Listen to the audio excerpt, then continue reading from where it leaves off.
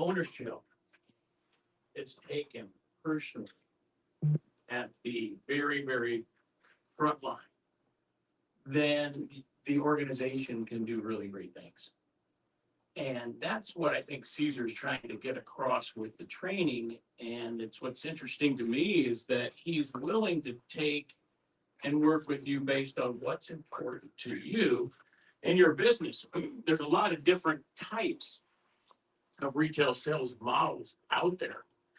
We have the burgeoning virtual sales model, which obviously came out of the COVID era and the need to do business virtually. But then you have the traditional sales centers, which typically dominate. I oversee just over 100 of those. Clayton's got over 400 now. And I think Champion's somewhere in the 60 range. But then you have some multi-lot dealers that are family run, like the Homeboys. You've got some single lot operations. I think, Matt, you mentioned you're out of New Mexico.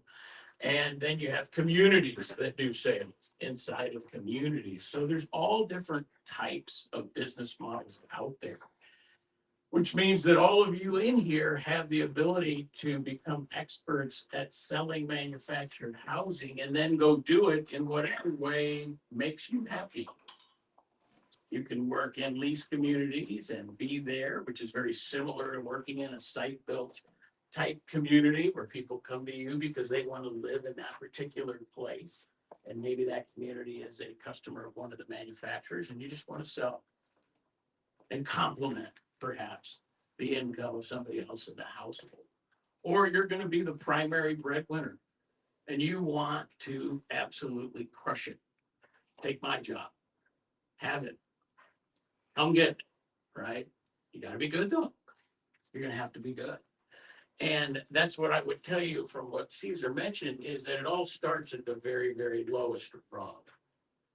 My career started with the Palm Harbor Group. Some of you might remember that brand. It's still around. The business itself is part of Cavco Industries. We joined that business quite a long time ago, and I continued on with that company. And I continued to focus on being in sales. But I started all the way down at the very bottom. I slung block, I dug septic systems, and I then ran a sales center right down the road. I opened up the one that we used to have in Casa Grande, Arizona, for anybody that knows where that is. Back then, it was a wide spot in the road. We had no drive-by traffic at all. Zero. You had to be going there. So I would tell you that what it taught me was that don't rely upon anyone but yourself for your success in this industry because you don't require it. Is it nice to have companies that will invest?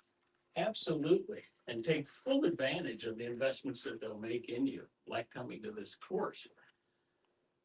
But these skills that you're going to learn, you're not going to find anything earth-shattering.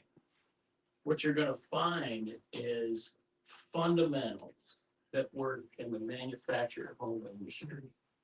And if you master them, that's the name of the company, well, then you're going to have a better chance than most. You'll sell more homes than most. And the numbers, whatever you're thinking, double it. Because it can happen. I remember getting into the industry wanting to make $100,000. And then when I finally did, I went, wow, that was easy.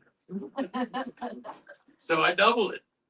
And then you just keep doubling it. And when you do that and you stay focused on just becoming more refined with your sales presentation, those numbers can get bigger and bigger and bigger.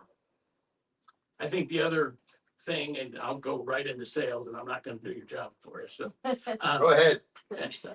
But what I will tell you, just the little tidbits of what has helped me continue to grow and what allowed me to rise was teach other people in your business how to be as good as you are or want to be.